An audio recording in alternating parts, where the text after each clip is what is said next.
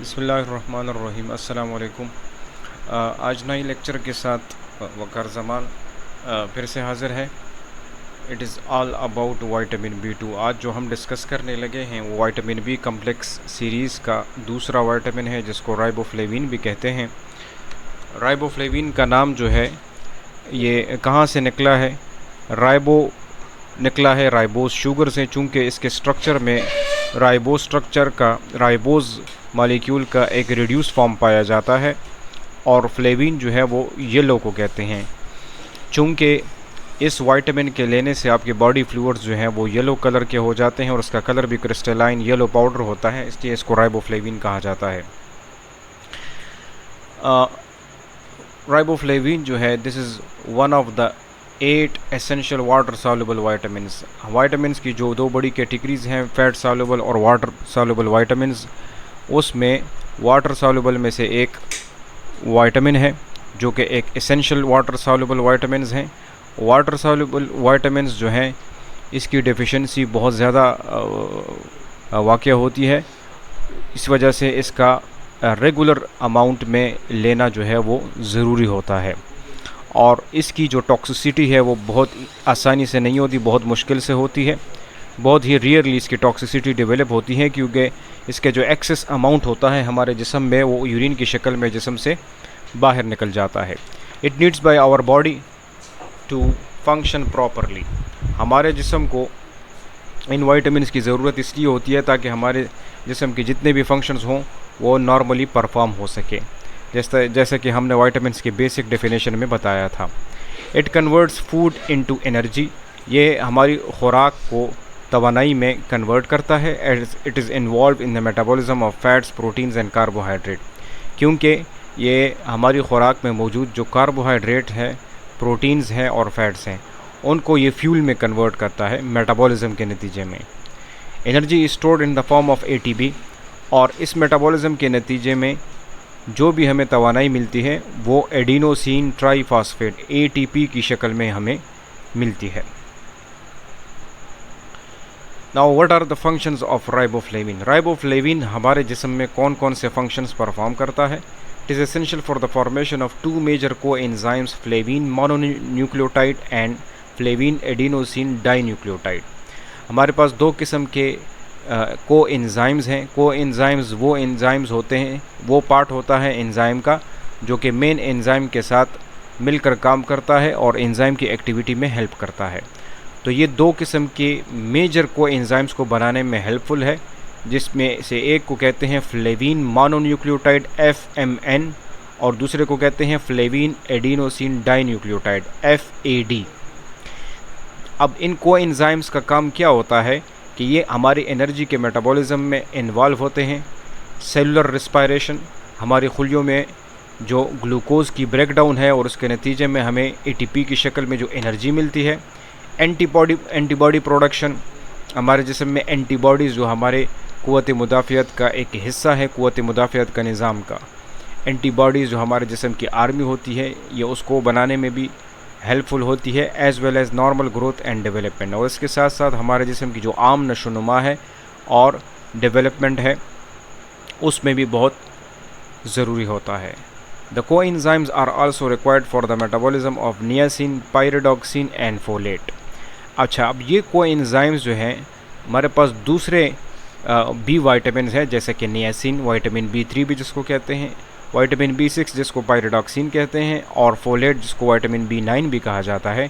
इनकी मेटाबॉलिज्म, इनकी एक शक्ल को दूसरी शक्ल में कन्वर्ट करने के लिए भी दरकार होते हैं, यानी इनको इनएक्टिव शक्ल से एक्टिव फॉर्म में कन्वर्ट करने के लिए भी इनकी ज़रूरत पड़ती रहती है। इस वजह से इनका बहुत ही अहम किरदार जो विटामिन B3 के फंक्शंस हैं, इसी तरह विटामिन B6 के जो फंक्शंस हैं एनीमिया वगैरह को प्रिवेंट करने में, और फोलेट जो हमारे RBC रेड ब्लड सेल्स बनाते हैं और एनीमिया यानी खून की कमी को प्रिवेंट करते हैं, उनमें भी इसका बहुत अहम किरदार होता है। Riboflavin is also involve in maintaining normal level of homocysteine.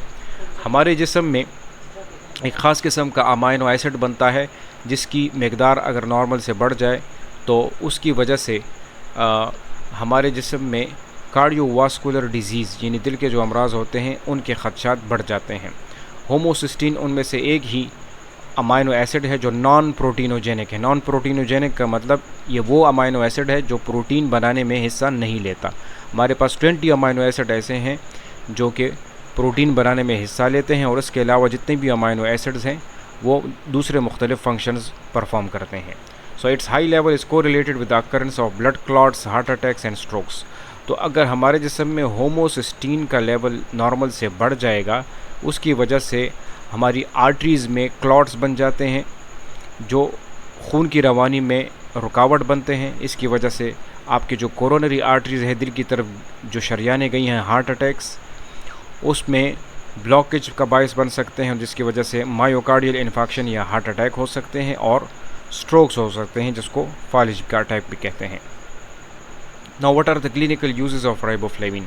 अब राइबोफ्लेविन को क्लिनिकली ही हम किन किन मकासद के लिए इस्तेमाल करते हैं, इसमें से नंबर 1 है, it is prescribed clinically to treat an eye condition known as corneal thinning. आँखों की एक बीमारी है जिसको कॉर्नियल थिनिंग कहते हैं। कॉर्निया हमारे जिस्म का फ्रंट पार्ट होता है, जो ट्रांसपेरेंट पार्ट होता है, उसको कॉर्निया कहा जाता है। तो अगर विटामिन B2 की कमी आ जाए तो ये कॉर्निया थिन हो जाएगा बजाय थिक होने के। और थिनिंग की वजह से क्या होगा कि there will be an uncommon non inflammatory eye disease, एक आँखों की बीमारी जो कि बहुत ज़्यादा कॉमन नहीं है और नॉन इन्फ्लेमेटरी है, जिसमें इन्फ्लेमेशन नहीं होती। उसकी वजह से there will be blurry vision, आपको धुंधला दिखाई देगा, एंड नियर साइटेडनेस, यानी आपकी नज़दीक की जो आई साइट नज़र होती है वो ठीक होगी, लेकिन आपकी दूर की नज़र जो है वो मुतासर हो सकती है। तो इस बीमारी के इलाज के लिए, ट्रीटमेंट के लिए भी हम राइबोफ्लेविन प्रिस्क्राइब करते हैं। It's high dose that is 400 milligram is effective for prevention of migraine attacks. अब रिसेंटली एक अमेरिकन इदारे ने ये तहकीक की है कि इसका जो हाई अमाउंट होता है, ज़्यादा मकदार में राइबोफ्लेविन के लेने से माइग्रेन के जो हेडेक्स होते हैं, यानी आधे सर का दर्द, यूनिलैटरल हेडेक जिसको कहते हैं, उससे बचाव मुमकिन है। Riboflavin is also used as food colouring agent as it gives as yellow orange colour. बहुत सारी जो यूरोपियन कंपनीज़ हैं वो राइबोफ्लेविन का इस्तेमाल मुख्तलिफ़ किस्म के खानों में करते हैं, उनको एक येलो कलर देने के लिए, क्योंकि हमें मालूम है कि इसका जो कलर होता है नेचुरली वो येलो ऑरेंज टाइप होता है। Now what are the sources of riboflavin. अब आम तौर पर नेचुरली राइबोफ्लेविन किन खानों में पाया जाता है, उसमें होल एंड एनरिच्ड ग्रेन्स जो आपके पास गंदुम वगैरह होती है, जिसको गल्ला भी कहते हैं।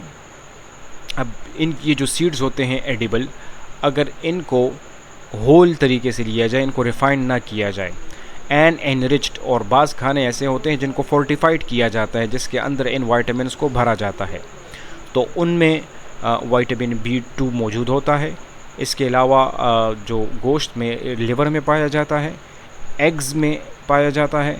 ऑयस्टर्स जो एक किस्म का हमारे पास एक सी क्रिएचर है, आपके समंदरी एक किस्म की मखलूक है, जिसको सीप, उर्दू में सीप कहते हैं, और जिससे फिर कुछ किस्म के मोती होते हैं। तो इनमें से कुछ किस्में ऐसी हैं जो एडिबल होती हैं, खाने की होती हैं, उनमें बहुत सारे न्यूट्रंट्स होते हैं, उनमें से एक राइबोफ्लेविन भी है। और इसके अलावा ब्रोकली वगैरह में भी पाए जाते हैं, जो एक किस्म की सब्ज़ी है। तो अगर हम इसकी कमी से अपने आप को बचाना चाहते हैं तो इन खुराकों का लेना ज़रूरी होता है, और इसके साथ साथ मिल्क प्रोडक्ट्स में भी राइबोफ्लेविन मौजूद होता है। Now what are the deficiencies. अगर विटामिन B2 हमारे जिस्म में बहुत ज़्यादा कम हो जाए, उसकी वजह से कौन सी अलामत या बीमारियाँ जन्म ले सकती हैं, उसमें है एक stomatitis of the mouth and tongue. इसको एंगुलर स्टोमेटाइटिस भी कहते हैं। हमारे मुंह के जो कॉर्नर्स हैं और हमारी ज़ुबान है, उसमें इन्फ्लेमेशन हो जाती है, सूजन हो जाती है, और आपके जो माउथ के कॉर्नर्स हैं वो अक्सर जो है वो पक जाते हैं और क्रैक्स उसमें आ जाते हैं। इसी तरह आपकी जो टंग होती है उसमें रेडनेस आ जाती है और इन्फ्लेमेशन, इसको कहते हैं स्टोमेटाइटिस, एंगुलर स्टोमेटाइटिस। इसके अलावा एक दूसरी किस्म की स्टोमेटाइटिस है जिसमें आपके जो लिप्स होते हैं वो उसमें क्रैक्स आ जाते हैं, तो क्रैक्ड रेड लिप्स, ये भी एक बहुत बड़ी अलामत है विटामिन B2 की कमी की। इसके अलावा माइग्रेन हेडेक्स, जैसा कि हम बता चुके हैं कि अगर विटामिन B2 ज़्यादा मकदार में लेंगे तो माइग्रेन हेडेक से बचा जा सकता है, तो अगर इसकी कमी आ जाए तो इसकी वजह से आधे सर का दर्द हो सकता है। एनीमिया, जैसे कि मैं बता चुका हूँ कि ये विटामिन B6 फोलेट वगैरह की मेटाबॉलिज्म में हिस्सा लेता है, तो अगर इसकी कमी आ जाए तो खून की कमी वाक़या हो सकती है। इसके अलावा ब्लड शॉट आइज़, आपकी आंखें जो हैं वो सुर्ख दिखाई देंगी जैसे उसमें कोई खून भरा हुआ हो, तो ये भी जो आंखों की बीमारी है ये भी राइबोफ्लेविन की कमी की वजह से हो सकता है। इसके अलावा ड्राई स्किन, उसकी वजह ये है कि राइबोफ्लेविन जो है ये एक किस्म का कोलेजन बनाता है, जो कि प्रोटीन होता है, स्किन का प्रोटीन, जो आपके स्किन बनाता है, हेयर एंड नेल्स बनाता है। तो इसकी वजह से आपकी जिल्द जो है वो खुश्क हो सकती है। इसके अलावा सोर थ्रोट, आपका गला भी ख़राब हो सकता है और गले में खराश भी हो सकती है। So that was all about vitamin B2। इंशाल्लाह नेक्स्ट लेक्चर में अगले विटामिन की स्टडी के साथ मिलेंगे। तब तक के लिए अल्लाह हाफ़िज़।